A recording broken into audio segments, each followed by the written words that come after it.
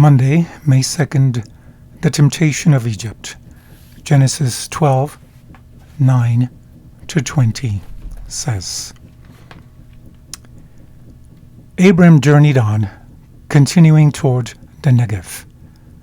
Now there was a famine in the land, so Abraham went down to Egypt to sojourn there, for the famine was severe in the land.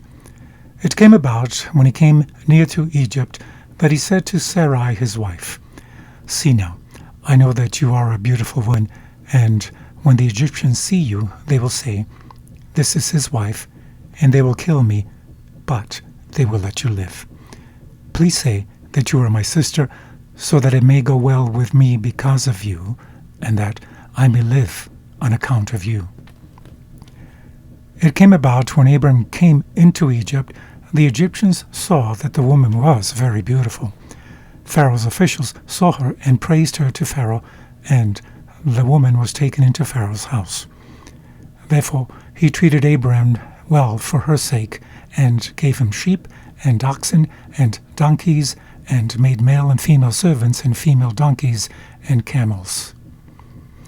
But the Lord struck Pharaoh and his house with great plagues because of Sarai, Abram's wife. Then Pharaoh called Abram and said, What is this you have done to me? Why did you not tell me that she was your wife? Why did you say, She is my sister? So that I took her for my wife. Now then, here is your wife, take her and go.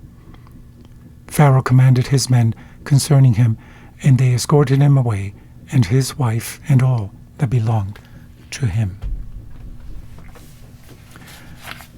Why did Abram leave the promised land to go to Egypt? How did the Pharaoh behave in comparison to Abram? Ironically, Abram, who has just arrived in the promised land, decides to leave it for Egypt because there was a famine in the land, Genesis 12:10. Evidence of people from Canaan going into Egypt in times of famine is well attested in ancient Egyptian texts.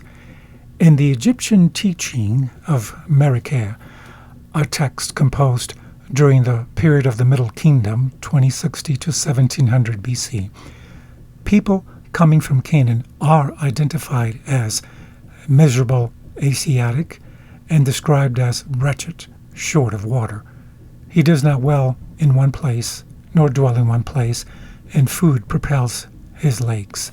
This is from the book Ancient Egyptian Literature, Volume 1, The Old and Middle Kingdoms, by Miriam Lithium, Berkeley, California, University of California Press, 1973, pages 103 and 104. The temptation of Egypt was often a problem for the ancient Israelites. Number 14:3, Jeremiah 2:18. Egypt thus became a symbol of humans trusting in humans rather than in God. Second Book of Kings 18:21, Isaiah 36:6-9. In Egypt, where water could be seen on a daily basis, faith was not necessary, for the promise of the land was immediately visible. Compared to the land of famine, Egypt sounded like a good place to be, despite what God has said to Abram. The Abram who now leaves Canaan contrasts with the Abram who left Ur. Before, Abram was portrayed as a man of faith who left Ur in response to God's call. Now, Abram leaves the promised land by himself, of his own volition. Before, Abram relied on God. Now, he behaves like a manipulative and unethical politician who counts only on himself. From the book Patriarchs and Prophets 130, it says, During his stay in Egypt, Abraham gave evidence that he was not free from human weakness and imperfection. In concealing the fact that Sarah was his wife, he betrayed a distrust of the divine care, a lack of that lofty faith and courage so often and nobly exemplified in his life. What we see here, then, is now in how even a great man of God can make a mistake and yet not be forsaken by God.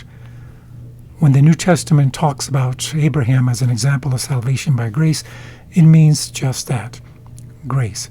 because if it weren't by grace, Abraham, like all of us, would have no hope. What should this story teach us about how easy it is, even for faithful Christians, to stray from the correct path?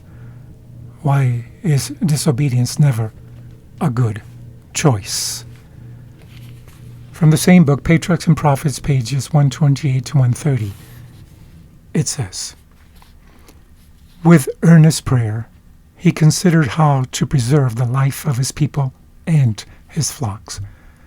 But he would not allow circumstances to shake his faith in God's word. To escape the famine, he went down into Egypt.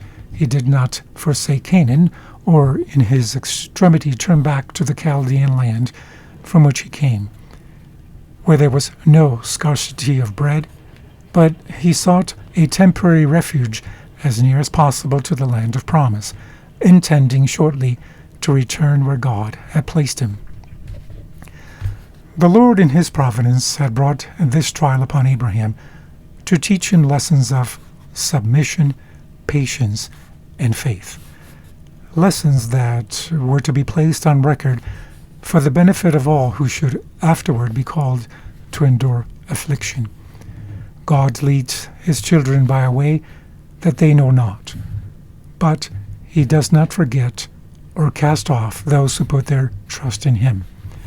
The very trials that task our faith most severely and make it seem that God has forsaken us are to lead us closer to Christ, that we may lay all our burdens at his feet and experience the peace which he will give us in exchange."